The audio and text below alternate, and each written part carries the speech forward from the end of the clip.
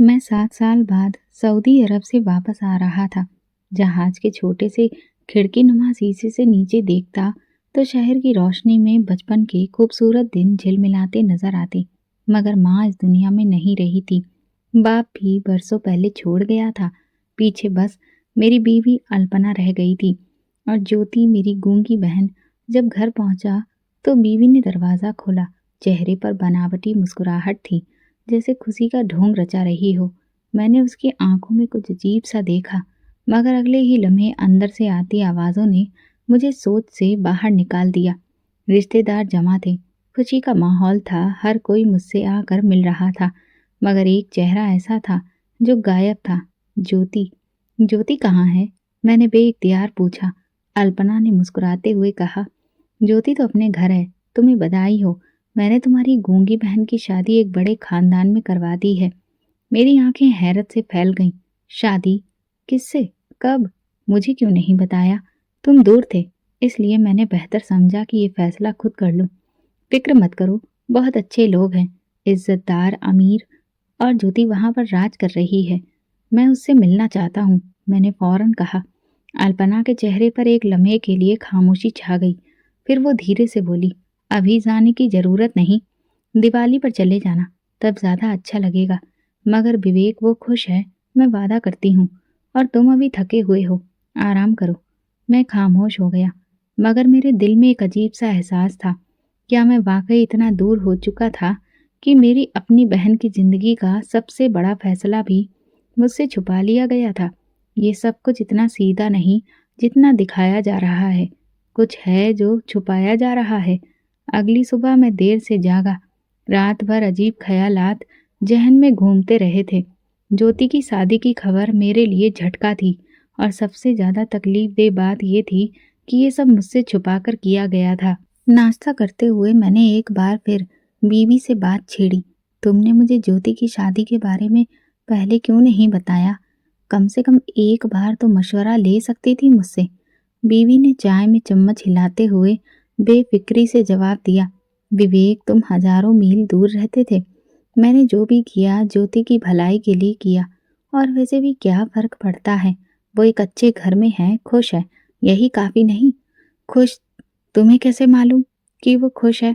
मैंने तल्खी से पूछा। मेरी बीवी ने मेरी तरफ अजीब नजरों से देखा और मुस्कुराकर कहा, तुम्हें मेरी बात पर यकीन नहीं तो खुद जाकर देख लो, मगर दिवाली पर जाना बेहतर होगा, जब सब लोग वहां मौजूद होंगे। अभी मत जाओ, नया नया वहां जाओगे तो अच्छा नहीं लगेगा। मैं खामोश हो गया, मगर दिल में एक अजीब सा शक पलने लगा। आखिर ऐसा क्या था कि वो बार बार मुझे दिवाली पर ही जाने का कह रही थी? अगर ज्योति वाकई खुश थी तो अभी मिलने में क्या हर्ज था? दिन यूं ही गुजर गया, मगर मेरे जहन में वही सवाल गर्दिश करता रहा। शाम को एक पुराना दोस्त मिला जो काफी अरसे से शहर में रह रहा था। बातचीत के दौरान मैंने ज्योति की शादी का जिक्र किया तो उसके चेहरे पर अजीब हाव भाव थे। क्या? तुम्हारी बहन की शादी? बड़ी अजीब बात है विवेक। अजीब क्या मतलब? मैंने चौंक कर पूछा। वो झिझकने लगा, फिर बोला, नहीं, बस वैसे ही मैंने कुछ सुना था, मगर शायद वो महज अफवाह हो। क्या सुना था? साफ बात करो, मैंने जोर देकर कहा। वो थोड़ा हिचकिचाया। ज्योति के ससुराल वालों के बारे में तरह तरह की बातें मशहूर हैं। कुछ कहते हैं कि उनके घर में अजीबोगरीब रिवाज हैं, मगर मैंने खुद कुछ नहीं देखा, बस सुनी सुनाई बातें हैं। मेरे दिल की धड़कन तेज हो गई। कैसे रिवाज? दोस्त ने कंधे उचकाकर कहा, पता नहीं, मगर कुछ लोग कहते हैं कि उनके यहाँ शादी की हकीकत कुछ और होती है, जो बाहर वालों को कभी मालूम नहीं होती। ये सुनकर मेरे पूरे जिस्म में सनसनी दौड़ गई। मेरी बहन कैसे लोगों में ब्याही जा चुकी थी, मुझे कुछ पता भी नहीं था। मैंने फैसला कर लिया, मैं दिवाली का इंतजार नहीं करूंगा। मैं कल ही ज्योति से मिलने जाऊंगा और अपनी आंखों से देखूंगा कि हकीकत क्या है। रात देर तक नींद नहीं आई। मुझे वो दिन याद आ रहे थे जब वो छोटी थी और अम्मा के साथ आटे में हाथ डालकर रोटियां बनाने की कोशिश करती थी। अम्मा कहती थी, ज्योति के हाथ की रोटी में दुआ होगी, क्योंकि ये कभी किसी का बुरा नहीं सोचती। और मैंने अम्मा से वादा किया था कि ज्योति की हमेशा हिफाजत करूंगा। मैं सुबह जल्दी उठा और बीवी से कह दिया कि मैं ज्योति के घर जा रहा हूँ। वो हैरान हुई मगर जल्दी से संभल गई। अभी मत जाओ, मैंने कहा था ना, दिवाली पर जाना बेहतर होगा। मुझे दिवाली का इंतजार नहीं करना, मैं आज ही मिलना चाहता हूँ। अल्पना कुछ देर खामोश रही, फिर धीमे लहजे में बोली, अच्छा जैसे तुम्हारी मर्जी, मगर वहां जाकर कोई ऐसी बात मत करना जिससे गलत फहमी हो। ये लोग बहुत इज्जतदार हैं और मैं नहीं चाहती कि तुम कोई मसला खड़ा करो। मुझे उसकी बात में एक अजीब सी सख्ती महसूस हुई। मैंने कोई जवाब नहीं दिया और तैयार होने लगा। रास्ते में गाड़ी चलाते हुए दिल में बेचैनी बढ़ती ही जा रही थी। आखिर ज्योति किस हाल में होगी? वो वाकई खुश होगी या अल्पना ने सिर्फ मुझे तसल्ली दी थी? मैंने एक बार फिर वो शब्द दोहराए जो दोस्त ने कल रात कहे थे, ये वो लोग हैं जिनके बारे में अजीब बातें कही जाती हैं। मेरे दिल में खौफ की एक लहर दौड़ गई। मैंने गाड़ी की रफ्तार बढ़ा दी, मगर जैसे ही मैं शहर के दूसरे किनारे पर पहुंचा और ज्योति के ससुराल का पता मालूम करने लगा, मेरी गाड़ी का फोन बजने लगा। स्क्रीन पर मेरी बीवी का नंबर जगमगा रहा था। हाँ, मैंने चिढ़ते हुए फोन उठाया। विवेक कहाँ हो? उसकी आवाज में घबराहट थी। ज्योति से मिलने जा रहा हूँ, और तुम तो जानती ही हो कि मैं झूठ नहीं बोलता। चंद लम्हे खामोशी रही, फिर वो बोली, मत जाओ, कम से कम अभी मत जाओ। क्यों? मैंने गाड़ी साइड पर रोकी। बस मत जाओ, मैंने कहा था ना दिवाली पर जाना बेहतर होगा। क्या तुम मुझसे कुछ छुपा रही हो? उसकी सांसें तेज हो गईं। फिर बोली, नहीं, मैं बस ये कह रही हूँ कि अभी जाने का कोई फायदा नहीं। वहाँ सब बिजी होंगे, तुम्हें वक्त नहीं देंगे। और ज्योति को भी वो जरा रुकी, उसे भी शायद तुम्हारी मौजूदगी अजीब लगे। अजीब? मैं उसका भाई हूँ, वो मेरी मौजूदगी से अजीब क्यों महसूस करेगी? वो खामोश हो गई। मैंने मौका गनीमत जाना और सख्त लहजे में कहा, देखो मैं वहां जा रहा हूँ, चाहे कुछ भी हो, अगर तुम वाकई कुछ नहीं छुपा रही तो मुझे रोकने की कोशिश मत करो। अल्पना ने एक लंबी सांस ली और आहिस्ता से कहा, ठीक है, मगर भगवान के लिए कोई मुसीबत खड़ी मत करना। ये कहकर उसने फोन रख दिया। मैंने गाड़ी आगे बढ़ाई, मगर अब मेरा शक और बढ़ गया था। कुछ ना कुछ ऐसा था जो मुझसे छुपाया जा रहा था। लेकिन जैसे ही मैं आगे बढ़ा, अचानक मेरे मोबाइल पर एक अनजान नंबर से मैसेज आया, विवेक मत जाओ, जो देखोगे उसे भूल नहीं सकोगे। मेरे हाथ में पसीना आ गया। मैंने जल्दी से नंबर चेक किया, मगर ये किसी अनजान शख्स का था। अब सवाल ये था कि मैं रुक जाऊं या अपनी बहन के ससुराल जाकर हकीकत से पर्दा उठाऊं। मगर एक बात साफ थी, ये खेल जितना सीधा नजर आ रहा था उतना था नहीं। मैसेज पढ़कर मेरे हाथ कांपने लगे। मेरे दिमाग में कई सवालात कौंध रहे थे, मगर एक चीज साफ थी, मुझे अब रुकना नहीं था। मैंने फोन जेब में रखा और गाड़ी आगे बढ़ा दी। ज्योति का ससुराल शहर से जरा हटकर था। जैसे जैसे मैं करीब पहुंचा, रास्ते सुनसान होने लगे। ये वो पॉश इलाका था जहां सिर्फ अमीर लोग रहते थे, और ज्योति की शादी ऐसे ही किसी घराने में ब्याही गई थी। मगर ये खुशकिस्मती थी या कुछ और? आखिरकार मैं एक बहुत बड़े दरवाजे के सामने पहुंचा। गेट इतना शानदार और बुलंद था कि किसी महल का लगता था। बाहर दो चौकीदार खड़े थे जो फुल यूनिफॉर्म में थे, जैसे कि ये कोई आम घर नहीं बल्कि कोई पुरानी जागीरदार की कोठी हो। मैं गाड़ी से उतरा और एक चौकीदार से बोला, मैं विवेक हूँ, ज्योति का भाई, अंदर जाना है। चौकीदार ने मुझे ऊपर से नीचे तक देखा, फिर दूसरे चौकीदार को अंदर फोन करने लगा। चंद लम्हों के बाद गेट आहिस्ता आहिस्ता खुलने लगा, जैसे किसी किले का दरवाजा खुल रहा हो। मैं अंदर दाखिल हुआ तो मेरी आंखें चौंधिया गईं। इतना बड़ा और शानदार घर मैंने जिंदगी में नहीं देखा था। नौकर मुझे ड्राइंग रूम में ले गए। वहां बैठकर मैंने इधर उधर नजर दौड़ाई। हर चीज सलीके से सजी हुई थी, मगर खामोशी बहुत गहरी थी, जैसे ये घर इतना जिंदा नहीं था जितना नजर आता था। चंद लम्हों के बाद ज्योति अंदर आई। मैं खड़ा हो गया। वो महंगे और शानदार कपड़ों में थी, चेहरे पर हल्की मुस्कुराहट थी, मगर जैसे ही मैंने उसकी आंखों में झांका, मेरा दिल धड़क उठा। उसकी आंखों में कुछ था, खौफ, बेबसी या कुछ और। वो खुश नजर आ रही थी, मगर वो ज्योति नहीं थी जिसे मैं जानता था। कैसी हो? मैंने धीरे से पूछा। वो सिर्फ मुस्कुरा दी, कुछ नहीं कहा, ना कोई इशारा दिया। मुझे लगा जैसे वो कुछ कहना चाहती हो, मगर किसी खौफ ने उसके लबों को सिल दिया हो और ये वो लम्हा था जब मुझे यकीन हो गया, ये शादी आम शादी नहीं थी। यहाँ कुछ था जो नजर नहीं आ रहा था। मगर क्या? मैंने एक बार फिर पूछा, कैसी हो ज्योति? खुश तो हो ना? उसी लम्हे पीछे से एक आवाज आई, विवेक भाई, आप कैसे हैं? मैंने पलट कर देखा, ज्योति का पति संजय सामने खड़ा था। कद लंबा, चेहरा पुरकशिश, मगर आंखों में एक सर्द लहर। वो मुस्कुरा रहा था, मगर उसकी मुस्कुराहट में अजीब सा गुरूर था। मैं ठीक हूँ, मैंने बहुत मुश्किल से कहा। आपने आकर बहुत अच्छा किया, ज्योति आपको याद कर रही थी। वो मेरे करीब आकर बोला। मैंने ज्योति की तरफ देखा, वो खामोश खड़ी थी, मुस्कुराती हुई, मगर उस मुस्कुराहट के पीछे क्या था मैं समझ नहीं पाया। मैं ज्योति से अकेले में बात करना चाहता हूँ, मैंने दो टूक अंदाज में कहा। संजय की आंखों में एक लम्हे के लिए अजीब सा भाव उभरा, फिर वो हंसा। क्यों नहीं, ज्योति अपने भाई को कमरों का दौरा करा दो। ज्योति ने सिर हिलाया और मुझे इशारे से चलने के लिए कहा। मैं उसके पीछे चल पड़ा। हम एक आलीशान गैलरी से गुजर रहे थे। हर दीवार पर बड़ी बड़ी तस्वीरें और कीमती आर्ट्स के नमूने लगे थे। जैसे हम एक कोने के करीब पहुंचे, मैंने आहिस्ता आवाजें सुनी। दो नौकरानियां धीरे धीरे से बातें कर रही थी। जैसे ही मैं करीब पहुंचा, वो खामोश हो गई। मैंने गौर से सुना, मगर एक लफ्ज मेरे कान में पड़ा, महारी। महारी? मैंने बेइख्तियार पूछा। नौकरानियों ने एक दूसरे को देखा, जैसे कुछ गलत कह दिया हो, और तेजी से वहां से चली गई। मैंने ज्योति की तरफ देखा। ये महारी क्या है? ज्योति का चेहरा एक लम्हे के लिए सफेद पड़ गया।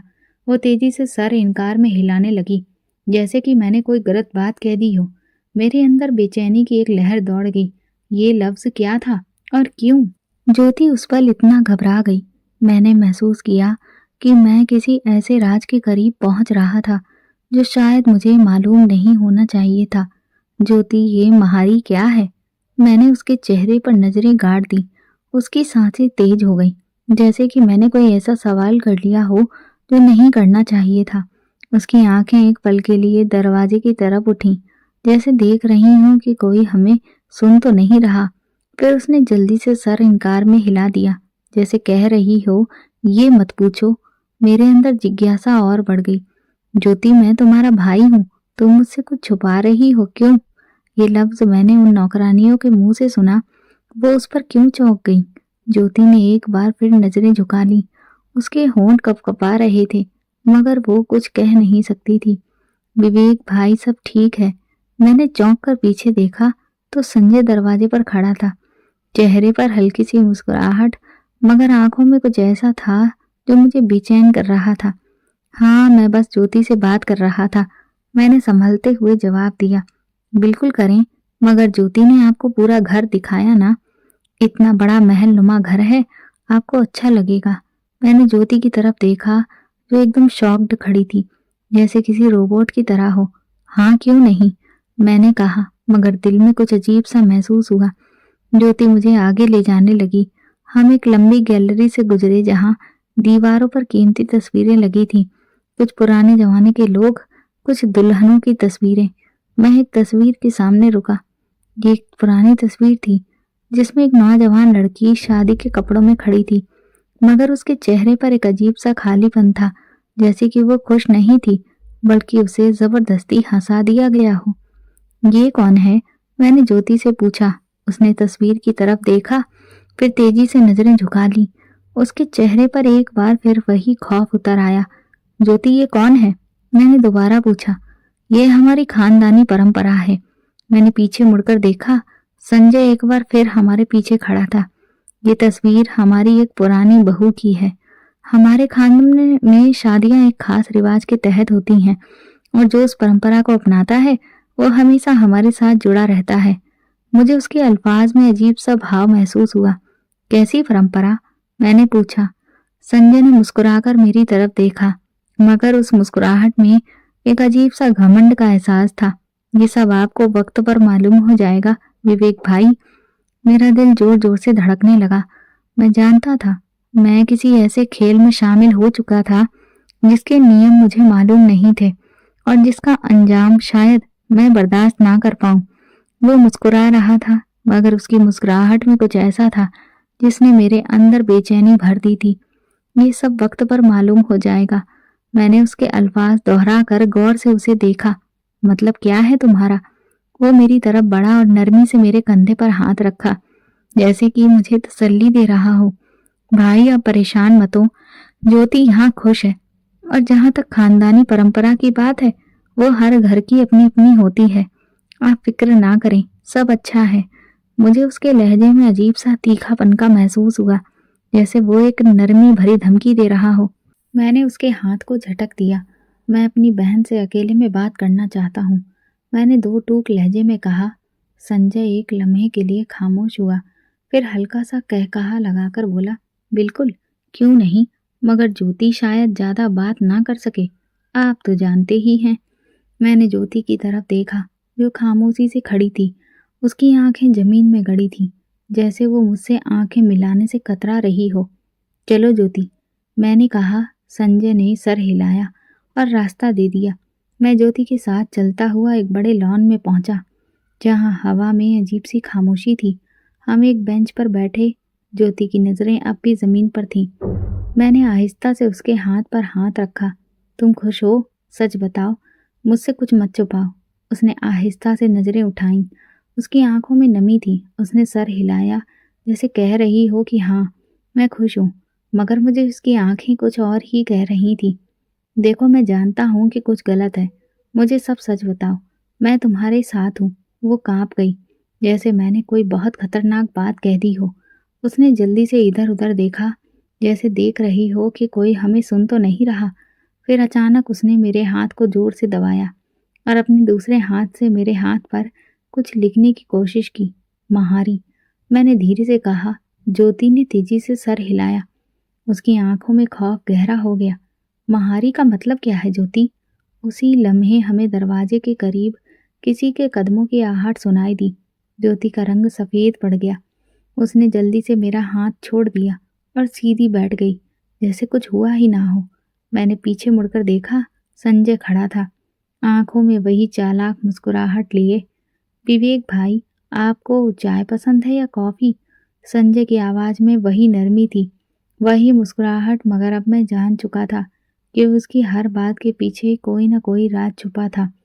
कॉफी ले आओ, मैंने नजरें संजय पर जमा कर कहा। वो हल्का सा मुस्कुराकर पलटा और अंदर चला गया, जैसे कि वो नजरों से ओझल हुआ हो। मैंने फौरन ज्योति की तरफ रुख किया। मुझे सच बताओ, ये महारी क्या है? तुम मुझसे कुछ मत छुपाओ। उसका रंग उड़ा हुआ था। उसने मेरी तरफ देखा, उसकी आंखों में खौफ तैरने लगा। उसने जल्दी से अपने हाथों से ना पूछने का इशारा किया।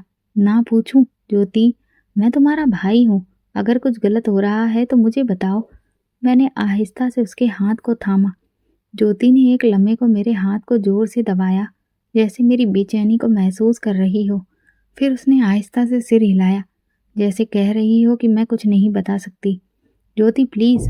वो जल्दी से उठी और अंदर जाने लगी। मैंने उसे रोकने की कोशिश की, मगर वो खौफ के मारे पीछे हट गई। ज्योति, मैंने पुकारा, मगर वो तेजी से अंदर चली गई। मैं चंद लम्हे वहीं बैठा रहा, दिल में हजारों सवालात लिए। उसने मेरे हाथ पर महारी लिखा था। वो उसे बताने से घबरा रही थी। संजय के आते ही वो पीछे हट गई थी। ये सब क्या था? क्या वो किसी मुसीबत में थी? अगर हाँ, तो वो बोल क्यों नहीं रही थी? मेरे जहन में तरह तरह के ख्यालात आ रहे थे। मैं उसको जानता था, वो इतनी जल्दी हार मानने वाली नहीं थी, मगर वो आज किसी खौफ में जकड़ी हुई थी। ये सब सोच ही रहा था कि संजय एक नौकर के साथ वापस आया। उसके हाथ में चाय के दो कप थे। विवेक भाई, लगता है आपको यहाँ का माहौल कुछ अजीब लग रहा है, संजय ने कप मेरे सामने रखते हुए कहा। मैंने गौर से उसकी आंखों में झांका। हाँ, कुछ अजीब तो जरूर है, मैंने दो टूक लहजे में कहा। संजय फिर मुस्कुराया। शायद आप ज्यादा सोच रही हैं। खैर, आप रात का खाना हमारे साथ खाएंगे ना? मैंने लम्हा भर के लिए सोचा, शायद मुझे रुककर देखना चाहिए। हाँ, मैं रुकूंगा, मैंने फैसला करने के अंदाज में कहा। मुझे ज्योति के खौफ की जड़ तक पहुंचना था, और ये तभी मुमकिन था जब मैं ये खेल बहुत करीब से खुद देखता। रात का खाना बहुत शानदार था, मगर मैं जानता था कि उस चमक धमक के पीछे कुछ छुपा हुआ है। डिनर टेबल पर हर चीज मौजूद थी, कीमती बर्तन, खुशबूदार खाना और खुला हंसी मजाक। मगर ज्योति का चेहरा बिना भाव का था, जैसे कि वो यहाँ पर मौजूद ही ना हो। विवेक, आपने कभी सोचा है कि खानदान की इज्जत और परंपराओं का कितना गहरा रिश्ता होता है? संजय के पिता अचानक से मुखातिब हुए। बिल्कुल, मगर इज्जत वही होती है जो ईमानदारी पर कायम हो। मैंने दो टूक अंदाज में जवाब दिया। संजय ने हल्का सा कहकहा लगाया। बहुत खूब, आपको यहाँ रहकर हमारी परंपरा को समझने का मौका मिलेगा। परंपरा, वही परंपरा जिसकी गूंज मैं सुन चुका था, वही जिनका रिश्ता महारी से था। मेरे अंदर बेचैनी बढ़ने लगी।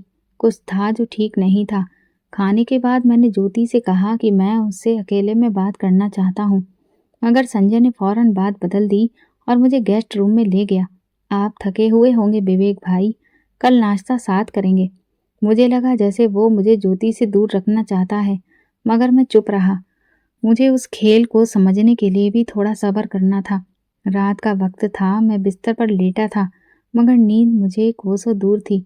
कमरे में हल्की सी रोशनी थी और बाहर पूरी तरह से खामोशी पसरी थी, मगर अचानक मेरे दरवाजे के बाहर किसी की कानाफूसी की आवाज़ें सुनी। मैं तुरंत उठा। कदमों की आवाज़ ही धीरे धीरे धीमी पड़ती हुई सुनाई दे रही थी। मैंने दबे पांव दरवाज़ा खोला और बाहर झांक कर देखा तो 3 साए अंधेरे में धीरे धीरे एक तरफ बढ़ रहे थे। एक नौकरानी और 2 मर्द। वो किसी खास कमरे की तरफ जा रहे थे। मेरा दिल जोर जोर से धड़कने लगा। ये कौन था और इस वक्त कहाँ जा रहे थे? मुझे लगा कि जरूर कुछ गड़बड़ है, इसलिए मैंने फैसला किया कि मैं अब इनका पीछा करूंगा। मेरे कदम अपने आप ही उन लोगों के पीछे पीछे पड़ने लगे।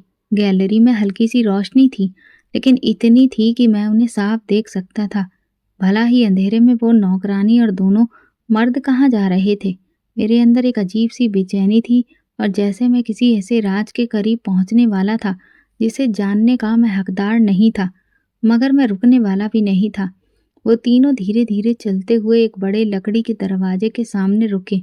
ये घर के पिछली तरफ का हिस्सा था, जहां पर मैं दिन में नहीं गया था। दरवाज़ा काफी भारी भरकम सा था, जैसे कि पुरानी हवेलियों में होता है। सब तैयार है? एक मर्द की खुसफुसाहट की आवाज़ सुनी। हाँ, लेकिन ज़्यादा देर नहीं, सुबह होने से पहले सब खत्म हो जाना चाहिए। दूसरा बोला। नौकरानी ने सिर हिलाया, फिर धीरे से दरवाज़ा खोला। जैसे ही दरवाज़ा खुला, अंदर से धीमी रोशनी बाहर निकली। मुझे लगा जैसे अंदर कोई खास कमरा है, शायद वो कमरा जहाँ कुछ ऐसा होता था जो सबसे छुपाकर रखा जाता था। मेरी सांसें उखड़ने लगीं। मैं जल्दी से एक पिलर के पीछे सहारा लेने पहुंचा ताकि वो मुझे देख न सके। वो तीनों अंदर दाखिल हो गए और दरवाज़ा आहिस्ता आहिस्ता से बंद होने लगा। ये मौका था। मैंने दबे कदमों से आगे बढ़कर दरवाजे में अपना हाथ अड़ा दिया ताकि वो पूरी तरह से बंद ना हो। दरवाजे की दराज से मैंने अंदर झांका। अंदर का मंजर देखकर मेरे पूरे शरीर में सनसनी दौड़ गई। ये कोई आम कमरा नहीं था। अंदर दीवारों पर पुरानी तस्वीरें लगी थीं। सबकी सब औरतों की तस्वीरें थीं। कुछ औरतें शादी के कपड़ों में भी, तो कुछ आम घरेलू कपड़ों में, लेकिन हर चेहरे पर एक अजीब सा खालीपन था, जैसे कि वो सब जबरदस्ती हंसा दी गई हों। कमरे के बीचों बीच एक चबूतरा बना हुआ था, जिस पर एक चादर बिछी थी। उसके आसपास कई दिए जल रहे थे, जैसे कोई पुरानी रस्म होने वाली हो। ये सब जल्दी करो, ज़्यादा वक्त नहीं है, एक आदमी ने कहा। मैंने अपनी मुट्ठियाँ सख्ती से बंद कर ली। ये सब क्या था? यहाँ पर क्या हो रहा था? मेरी नज़रें एक जगह पर जाकर रुक गईं। चबूतरे के करीब एक जोड़ा रखा था। ये ज्योति का था। मेरी आंखें फैल गईं, मेरी सांसें रुकने लगीं। ये सब ज्योति के लिए था। मेरे दिमाग में खतरे की घंटियां बजने लगीं। कुछ था जो बहुत खौफनाक था, जो मेरी बहन के साथ होने वाला था, मगर क्या? और मैं उसे रोकने के लिए क्या कर सकता था? मैंने दरवाजे की दराज से झांकने की कोशिश की, मगर अचानक दरवाजे पर लगा पुराना कब्जा चिड़चिड़ा उठा। अंदर खड़े लोग चौंक गए। मैं जल्दी से पीछे हटा और पिलर के पीछे छुप गया। कोई बाहर है, एक सख्त आवाज गूंजी। नौकरानी दरवाजे की तरफ बढ़ी, चंद लम्हे रुकी, फिर सिर हिलाकर बोली, कोई नहीं, हवा की आवाज होगी। यहाँ हवा नहीं चलती, दूसरे आदमी ने आत्मविश्वास भरे लहजे में कहा। मेरा दिल जोर जोर से धड़कने लगा। अगर पकड़ा गया तो शायद मैं सच जानने से पहले ही इस खेल का हिस्सा बन जाऊं। मैंने सांस रोके खड़ा रहने का फैसला किया। कुछ देर के बाद दरवाज़ा दोबारा से बंद हो गया और अंदर की सरगोशियाँ फिर शुरू हो गईं। मैंने आखिरी बार एक झलक देखी और वहाँ से दबे कदमों से पीछे हटने लगा। और फिर मुझे अब ज्योति से बात करनी थी। मैं फ़ौरन अपने कमरे में आया, मगर वहाँ पर रुका नहीं। मैं सीधा ज्योति के कमरे की तरफ बढ़ा। दरवाज़ा हल्का खुला था। ज्योति अपने बिस्तर पर बैठी हुई थी, खाली नज़रों से ज़मीन को घूरते हुए। वो इस तरह बैठी थी जैसे उसके अंदर ज़िंदगी की इच्छा खत्म हो चुकी हो। ज्योति, मैंने आहिस्ता मगर सख्त लहजे में कहा। वो चौंक गई।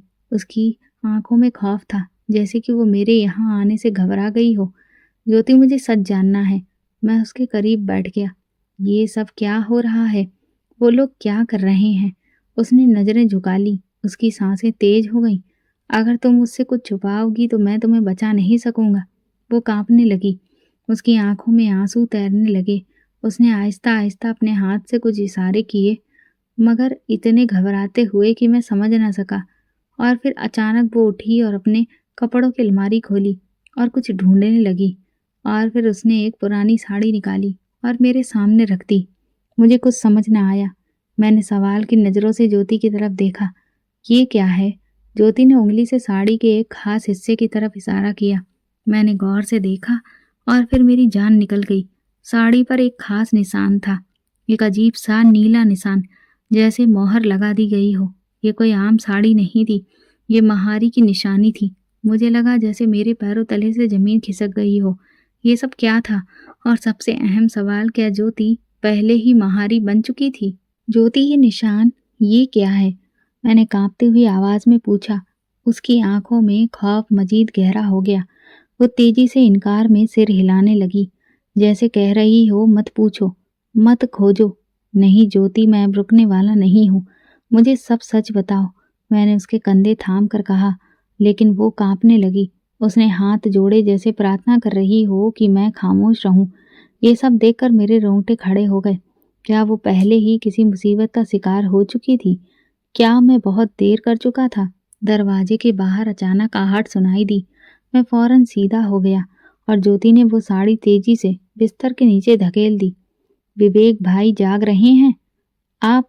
संजय की आवाज़ थी। मेरा दिल मुट्ठी में आ गया, मगर मैंने खुद को नॉर्मल जाहिर करने की कोशिश की। हाँ, बस नींद नहीं आ रही थी। दरवाज़ा खुला और संजय अंदर आ गया। वो एक हाथ से दरवाजे का पल्ला थामे खड़ा था, जैसे देख रहा हो कि हम क्या कर रहे थे। सब ठीक। उसकी मुस्कुराहट हमेशा की तरह बनावटी थी। हाँ, मैं बस ज्योति से बात कर रहा था, पुरानी यादें ताज़ा कर रहा था। मैं ज़बरदस्ती मुस्कुराते हुए कहा, बहुत खूब, मगर अब काफ़ी देर हो चुकी है विवेक भाई। आप थके हुए होंगे, आराम कर लें। कल सुबह नाश्ते पर बात होगी। ये सब सुनने में आम थे, मगर उनमें कुछ ऐसा था जो धमकी जैसा लगा। मैंने ज्योति की तरफ देखा, जो सर झुकाए बैठी थी, जैसे उसकी सांसें रुक चुकी हों। ठीक है, मैंने ज़बरदस्ती कहा और उठ खड़ा हुआ, मगर मेरे दिमाग में बस वो निशान घूम रहा था। वो निशान जो ज्योति की साड़ी पर था। वो आखिर किस चीज़ की वजह से था? महारी, मैंने खुद से ये शब्द कहा। ये निशान, ज्योति की खामोशी, घर वालों की नज़रें, ये सब एक बहुत बड़े राज का हिस्सा था। मगर ये राज क्या था? क्या मैं उसे जान पाऊंगा? क्या सच्चाई को जानने से पहले ही मुझे खामोश कर दिया जाएगा? रात भर मुझे नींद नहीं आई।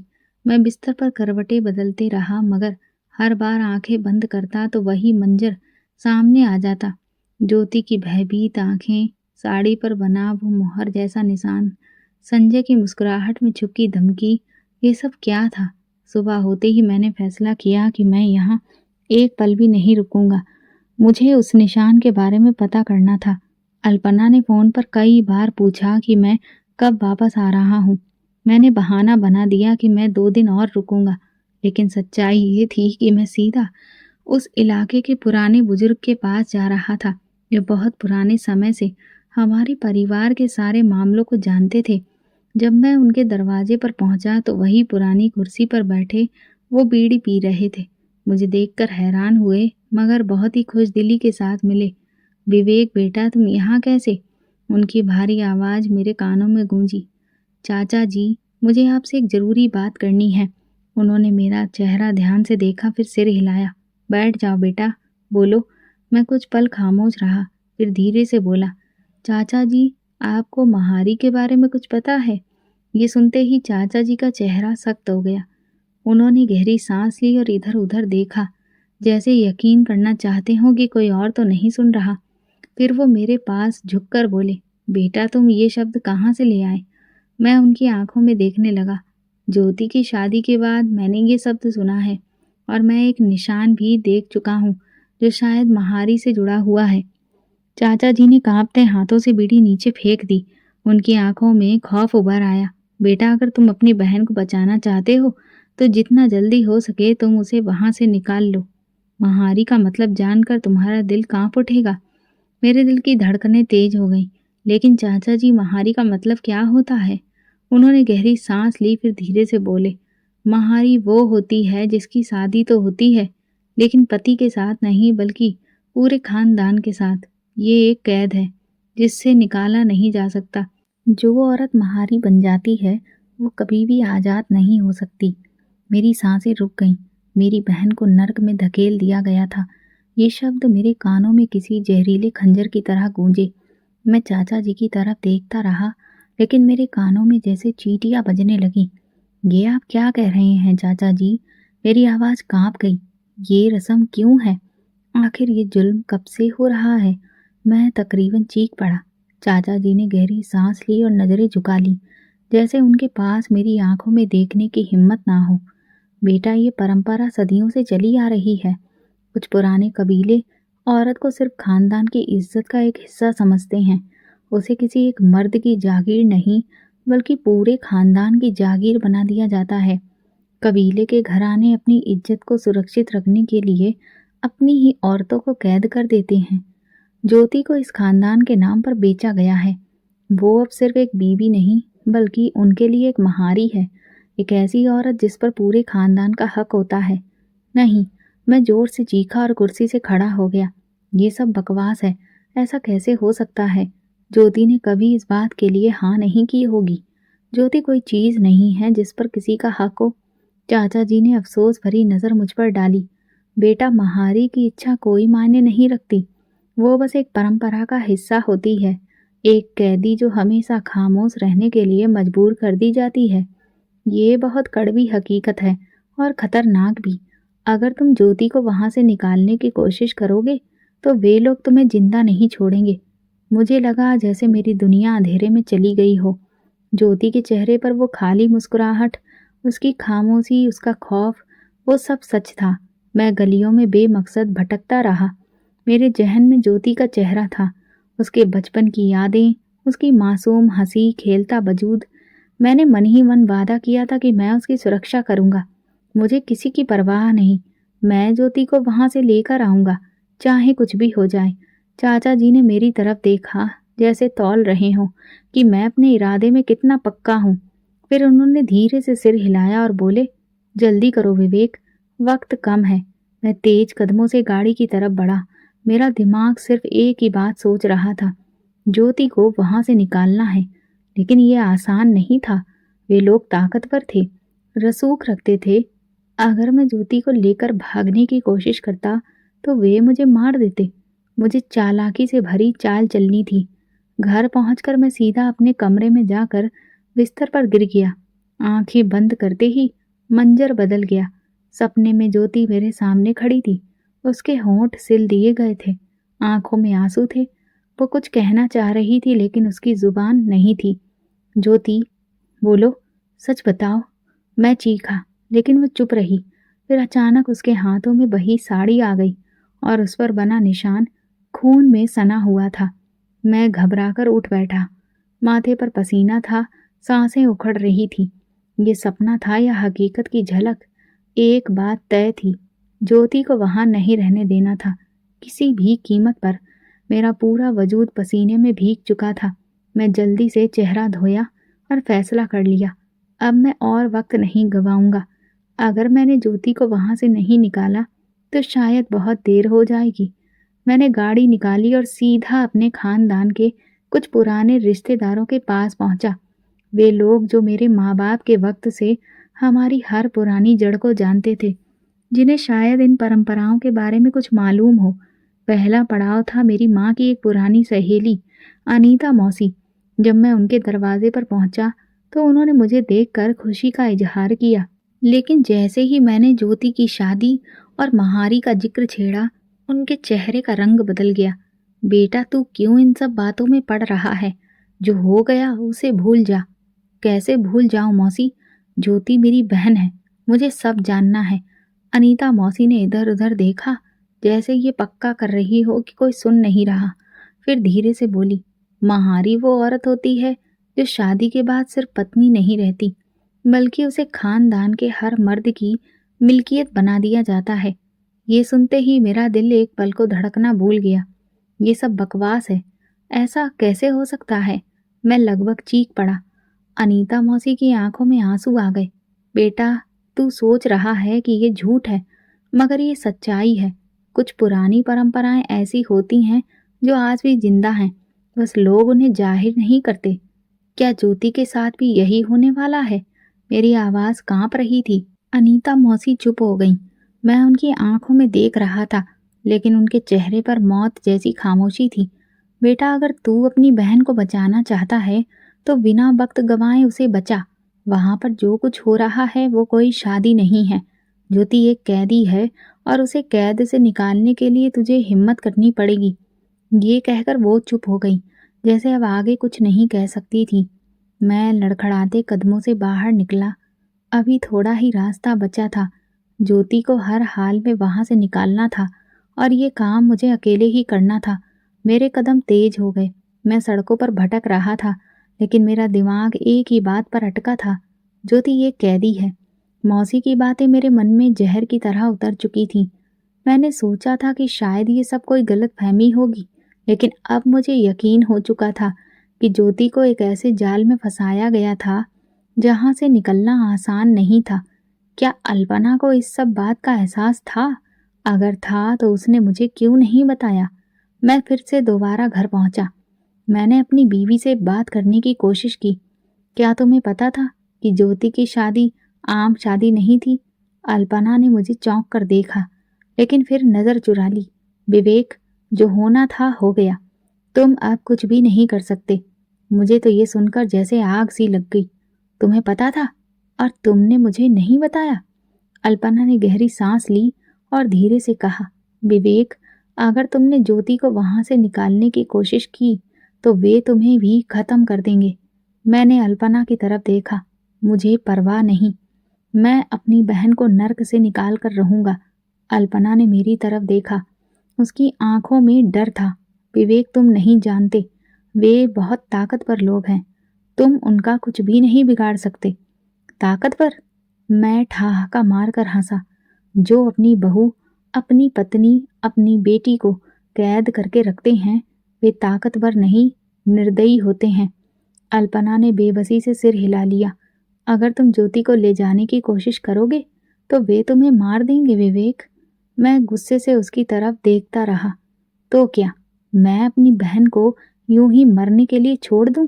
उसे हमेशा के लिए गुलाम बना दूं? नहीं, ये नहीं हो सकता।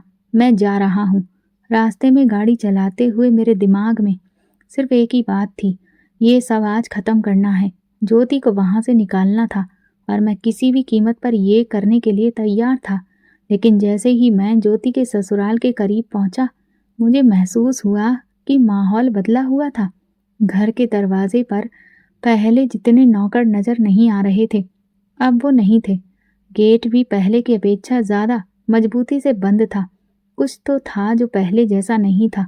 मैंने गाड़ी रोकी और गेट पर दस्तक दी। कुछ देर के बाद एक नौकर बाहर आया, मगर वो पहले वाले नौकरों की तरह नहीं लग रहा था। उसके चेहरे पर एक अजीब सी सख्ती थी। क्या काम है? उसने बहुत ही ठंडे लहजे में पूछा। मैं ज्योति का भाई हूँ, उससे मिलना चाहता हूँ, मैंने मजबूती से बोला। नौकर ने मुझे ऊपर से नीचे तक देखा, फिर बोला, मैडम घर पर नहीं है। ये झूठ है, मैंने गुस्से से कहा। मुझे पता है ज्योति अंदर है, मुझे उससे मिलना है।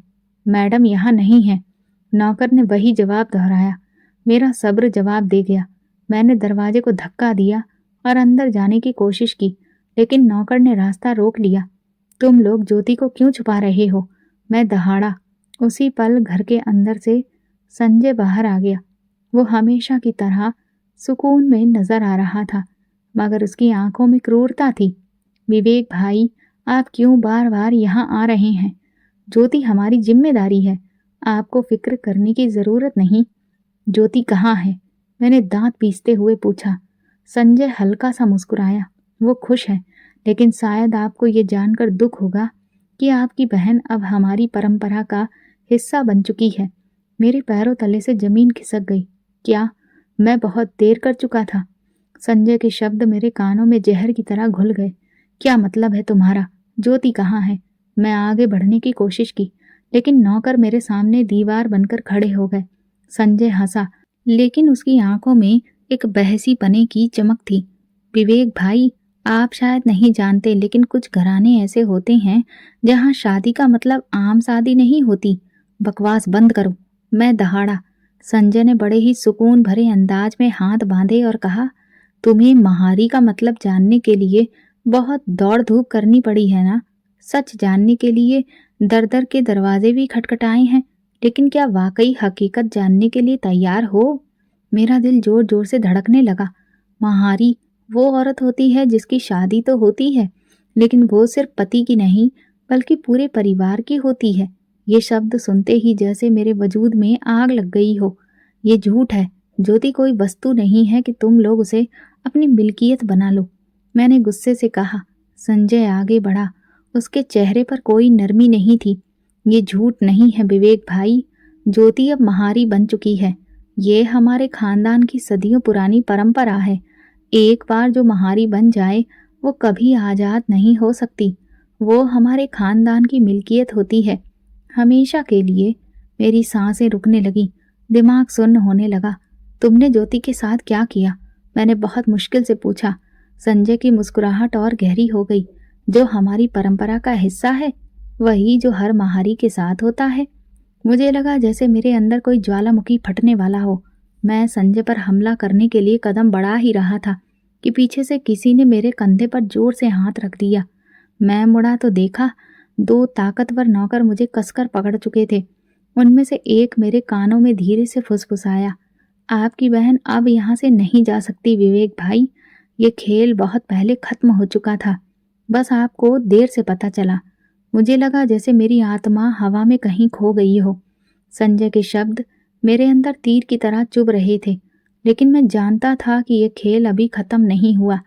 मैं अपनी बहन को बचाने आया था और उसे लेकर ही जाऊंगा। नौकर मुझे घसीटते हुए बड़े दरवाजे तक ले गए। जैसे ही दरवाजा खुला, मेरा दिल धड़कना भूल गया। ज्योति वो सफेद कपड़ों में एक कोने में चुपचाप बैठी थी, आंखें बेजान, चेहरा वीरान, जैसे वो सिर्फ सांस लेने के लिए ही जिंदा थी। ज्योति, मैंने प्यार से पुकारा। वो एक पल को चौंकी, लेकिन फिर आंखें झुका ली। मैंने उसकी आंखों में वही पुरानी चमक ढूंढने की कोशिश की, मगर वहां कुछ भी नहीं था, बस खामोशी, खौफ और कैद। अब वो तुम्हारी बहन नहीं रही विवेक भाई, वो हमारी परंपरा का हिस्सा है। संजय ने एक शैतानी मुस्कान के साथ कहा। मेरा खून खौलने लगा। तुम जैसे दरिंदे इज्जत और परंपरा के नाम पर औरतों को गुलाम बनाते हो, लेकिन आज ये परंपरा टूटेगी। संजय का चेहरा सख्त हो गया। ये परंपरा कभी नहीं टूटेगी विवेक, तुम कुछ नहीं कर सकते। देखते हैं, मैंने घुर्राते हुए कहा और पूरी ताकत से एक नौकर को धक्का दे दिया।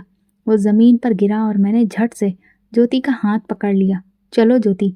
वो घबरा गई, जैसे उसे यकीन ही ना हो कि मैं वाकई उसे यहाँ से ले जाने आया था। विवेक, तुम यहाँ से जिंदा नहीं जा पाओगे। संजय दहाड़ा और नौकरों को इशारा किया। नौकर मेरी ओर बढ़े, लेकिन मैं पहले ही ज्योति का हाथ पकड़कर भाग चुका था। हम गार्ड से बचते हुए भागे। ज्योति की सांस उखड़ने लगी। वो कमजोर हो चुकी थी, लेकिन मैं जानता था कि उसे बचाने का यही एक मौका था। हम बाहर के दरवाजे तक पहुंचे, मगर वहां पर 3 नौकर खड़े थे।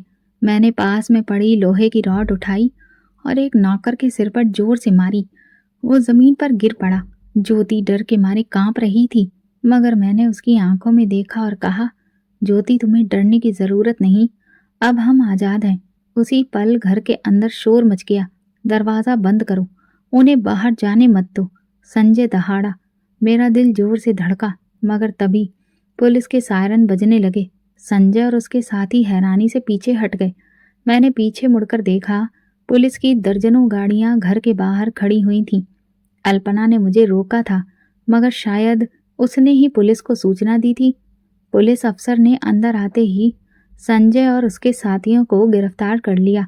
ये खानदान बरसों से औरतों को अमानवीय तरीके से कैद कर रहा था। हमारे पास तमाम सबूत हैं, इंस्पेक्टर ने सख्त लहजे में कहा। संजय ने मुझे घूरा, मगर उसे अब समझ में आ चुका था कि उसकी परंपरा हमेशा के लिए खत्म हो चुकी थी। ज्योति अभी भी सदमे में थी। वो ये सब हकीकत मानने को तैयार ही नहीं थी। मैंने उसके कंधे पर हाथ रखा। ज्योति, तुम आजाद हो, कोई तुम्हें कैद में नहीं रख सकता। हम इस नर्क से निकल चुके हैं। ज्योति की आंखों में आंसू आ गए। ये आंसू खौफ के नहीं, आजादी के थे। हम घर से निकले, हमेशा के लिए। महारी की रस्म खत्म हो चुकी थी। ये कहानी सिर्फ ज्योति की नहीं, बल्कि उन तमाम औरतों की है जो परंपरा और रिवाज के नाम पर इज्जत की भेंट चढ़ा दी जाती हैं। महारी जैसी परंपराएं सिर्फ जुल्म का दूसरा नाम है। जब तक कोई खड़ा होकर इनके खिलाफ नहीं लड़ेगा, ये जंजीरें कभी नहीं टूटेंगी। तो दोस्तों, अगर आपको हमारी ये कहानी पसंद आई हो तो कमेंट करके ज़रूर बताइएगा। वीडियो को लाइक करिए और ज़्यादा से ज़्यादा शेयर करिए। अगर आप मेरे चैनल पर नए हैं तो सब्सक्राइब जरूर करें, और हाँ, नोटिफिकेशन बेल को दबाएं ताकि अगली अपडेट सबसे पहले आपको मिले। धन्यवाद।